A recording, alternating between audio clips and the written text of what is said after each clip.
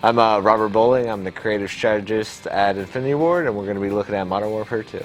Right now, in Modern Warfare 2, we're towards the end of development. We've been working on this for about 2 years now. In Modern Warfare 2, we've broken the game down into 3 major sections. You have your single-player campaign, which is your cinematic experience. You have your multiplayer, but then you have Spec Ops, and it's a completely unique mode. You're going to have game types that are unique to it, locations that are unique to it, and enemies that you fight that you won't find anywhere else in the game. And Special Ops, you can play solo, but once you get into the veteran difficulties, it's going to be much harder. Or you can do split screen with a buddy on the couch, or do online co-op with just 2 players. Well, when you first get Modern Warfare 2, you're only going to have the alpha missions unlocked, and inside there's like 5 missions that you can do. Of each one's different on how you complete it. They might be races, they might be wave defense, and once you get a few stars in that by beating it on different difficulties, you'll unlock Bravo, and then Charlie, then Delta, and as you unlock more and more, they're going to become increasingly more difficult. Yeah, well, I mean, it's definitely a co-op mode, so especially in like the race ones, when you're both racing snowmobiles downhill, you're both trying to cross the finish line, but of course you want to get there faster than your buddy, so you can shoot him up, make his screen all bloody, try to get him to crash into a tree or something. Yeah, well, we looked at a mission that takes place down in the favela called Takedown. In this one, you're tracking an arms dealer in Rio, down in Brazil, so you need to capture his right-hand man so you can get some intelligence from him on where Rojas, the arms dealer, is.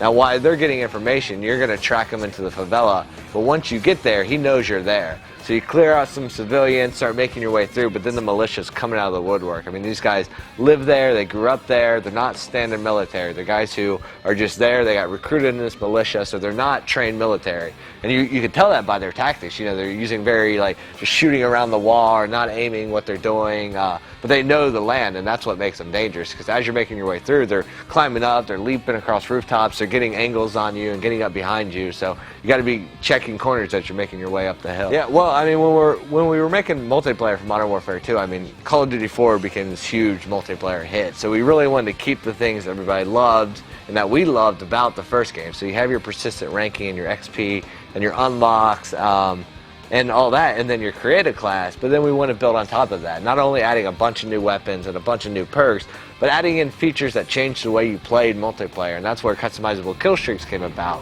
I mean, you have 15 new ones to choose from, switch them in and out. You have death streaks, which makes the game more accessible for newer players, but the real important thing was the design philosophy of really rewarding the player for anything they did and however their playstyle was. So you can go in and play completely defensively, grab a riot shield and just defend the bomb planters, or help your guys capture the flag without shooting anybody, and you'll be rewarded for that. Or maybe you're the guy who always takes out the helicopter and shoots down the UAV, which you can do now. You're going to get points for that and be specialized for that. I mean, ranking up is extremely important, especially now since you really get recognized for everything you do. You don't get XP just for kills or planting the bomb, you get XP for everything.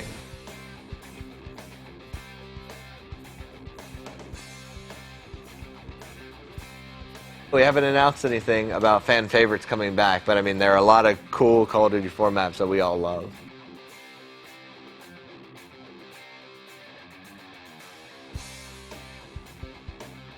I mean, when we're designing levels, we'll have a general concept of what we want to do in that mission, and we'll start building it out. We're always watching movies and reading books and just getting inspiration from everywhere, bits and pieces here and there, and you can always see like slight fan inspirations that we have from movies. I mean, when you're going downhill in the snowmobile and you're dodging trees, it's a very Star Wars-esque moment from speeder bikes. And when you're fighting through the gulag in a prison bathroom, a lot of people think of The Rock, and you take just bits and pieces of inspiration, but really it comes from all over the place.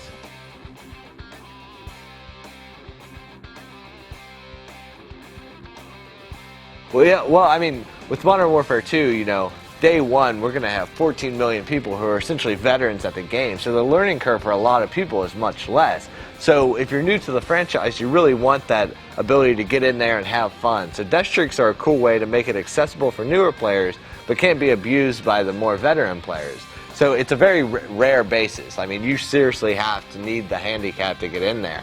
So if you get you die 4 times in a row without ever getting a kill, you're going to be awarded this death streak, which gives you a helping hand. Basically puts you in the fight, but isn't going to make you overpowered compared to somebody who has a lot of skill.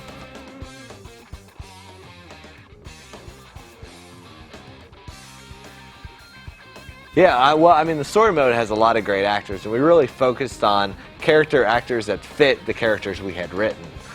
So we focused on that. We have a lot of good people in there, and then we also have a lot of really good cameos throughout Spec Ops and multiplayer that you're going to hear in Batter Chatter, but I don't think we're going to be revealing those. Those are Easter eggs we won't ever call out in the game. Like, they'll never be called by their character name or anything. You're just going to have to pick it up.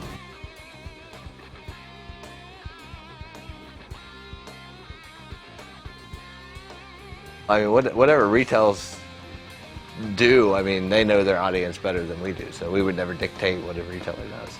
I think it's great if people want to give better deals to our community. Early on, we were looking at accessories for Modern Warfare 2 and different companies, and Mad Catz picked it up and wanted to make a controller, so we wanted to customize it based on our players. I mean, we didn't want to just throw our logo on something and put it out there. We wanted to listen to the people who were actually going to enjoy the controller and use it, and try to customize the actual hardware based on their feedback. So we added in buttons on the back for people who wanted to be able to melee without, you know, losing control of the sticks. And then we were trying to decide, we were making 360 and PS3 ones, so we wanted to know which do people prefer. Like, do PS3 really want convex, or do they just do it because that's what the default is? And so we asked the community what they thought and put that feedback into the controller.